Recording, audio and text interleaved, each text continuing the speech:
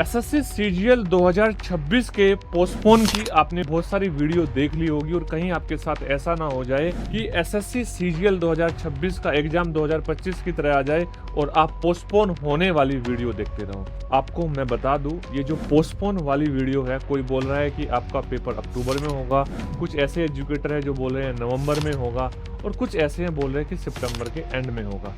सारी की सारी मनगढ़ंत कहानियां हैं।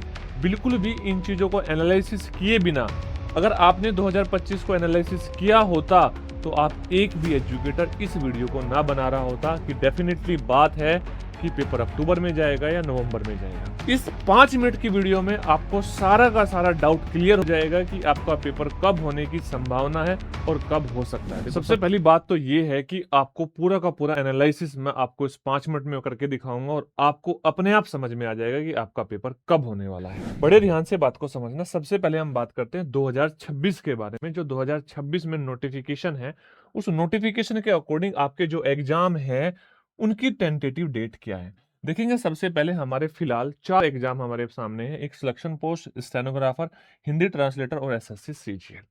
अगर हम सिलेक्शन पोस्ट की देखें तो आपकी जो टेंटेटिव एग्जाम डेट है वो जून है। अगर हम देखें स्टेनो की तो इसकी जुलाई और अगस्त है।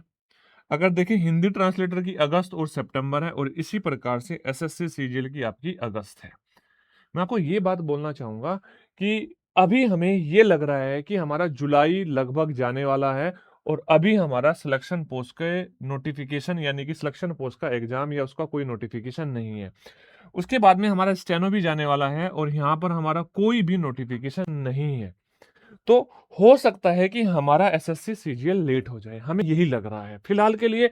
अगर हम इस पूरे के पूरे सिनेरियो को देखें, सिर्फ इस सिनेरियो को देखें, तो हमें यही लगेगा कि हमारा एसएससी सीजीएल सितंबर से आगे जाएगा क्योंकि ये दो एग्जाम ऑलरेडी लेट हो चुके हैं।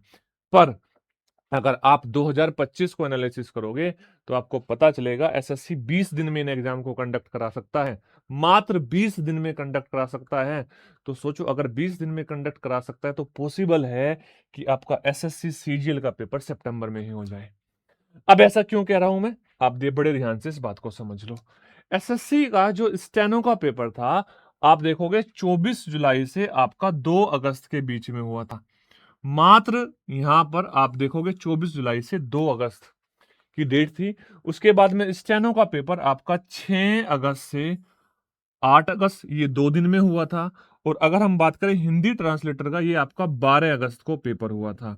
12 अगस्त को पेपर, तो देखोगे एक दिन आपका यहां पर है, यहाँ पर आपके 3 दिन है, यहाँ पर आपके 3 दिन है और आप यहाँ पे देखोगे 8 और 2 10 दिन है, यानी कि 10 या 11 दिन है।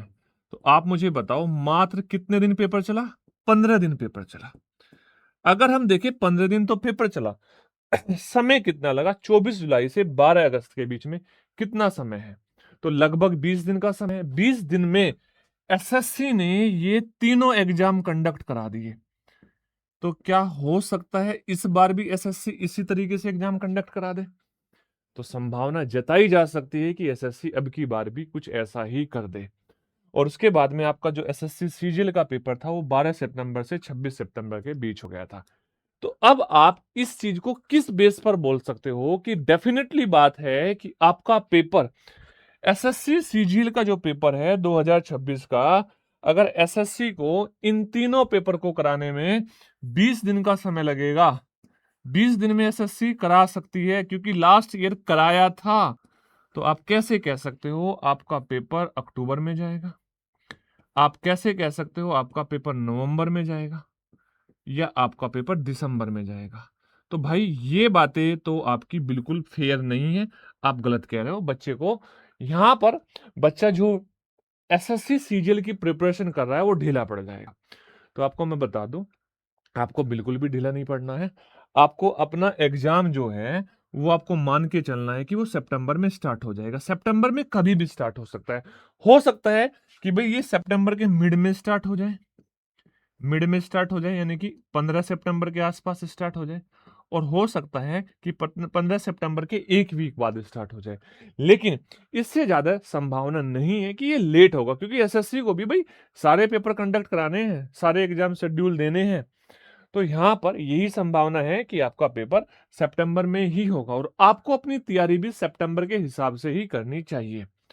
अब जो बच्चे यहाँ पर दूसरी चीज मैं आपको बता दूं, आपके लिए एसएससी सीजीएल 2025 में आपको पता है कि आपका जो पेपर है उसमें सेक्शनल टाइमर है और सेक्शनल टाइमर में मैथमेटिक्स बहुत बड़ा रोल प्ले कर रहा होगा। 15 मिनट में मैथमेटिक्स को सोल्व करना, उस मैथमेटिक्स को आप तब सोल्व कर सकते हो जब एडीक्यूटी ने जो लास्ट ईयर क्वेश्चंस कराए थे उन सभी क्वेश्चंस को सोल्व कर लो मैथमेटिक्स के, और बेस्ट अप्रोच के साथ सोल्व कर लो। उनको कैसे सोल्व करोगे, आप देखो बड़े ध्यान से, मैंने आपके लिए यहाँ पर हमारे जो स्मार्ट विंग्स है आपका यूट्यूब चैनल, इसमें एक प्लेलिस्ट बना रखी है।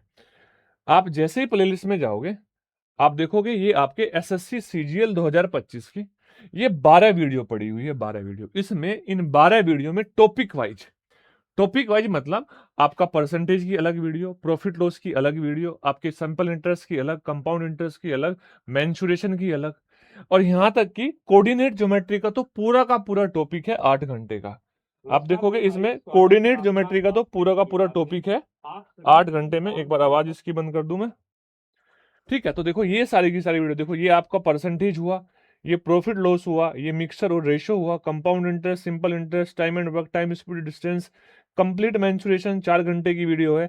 आप देखोगे यहाँ पर कंप्लीट ज्योमेट्री, जितने भी क्वेश्चन पूछे गए बेहतरीन वाले वो सारे के सारे क्वेश्चन मैंने सोल्व करा के डाल रखे हैं। और यहाँ पर कोऑर्डिनेट ज्योमेट्री का पूरा 8 घंटे का टॉपिक है, क्योंकि कोऑर्डिनेट ज्योमेट्री के क्वेश्चंस पूछे गए थे एसएससी सीजीएल 2025 में, तो अब की बार भी पूछे जाएंगे, डेफिनेटली पूछे जाएंगे। और किस तरह के पूछे गए थे उस तरह के सारे क्वेश्चन अपडेटेड तरीके से यहां पर इस 8 घंटे की वीडियो में मैंने कोऑर्डिनेट ज्योमेट्री आपको करा रखा है।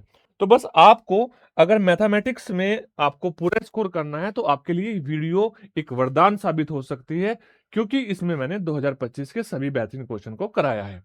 अब आपको अपना एग्जाम की डेट भी पता चल चुकी होगी। आपका जो एग्जाम है वो मिड सितंबर में ही होने की संभावना है, फिलहाल पिछले साल को एनालिसिस करने के बाद में, देखने के बाद में, ठीक है। अगर अभी भी किसी बच्चे का कोई डाउट है तो वो कमेंट सेक्शन में बता सकता है।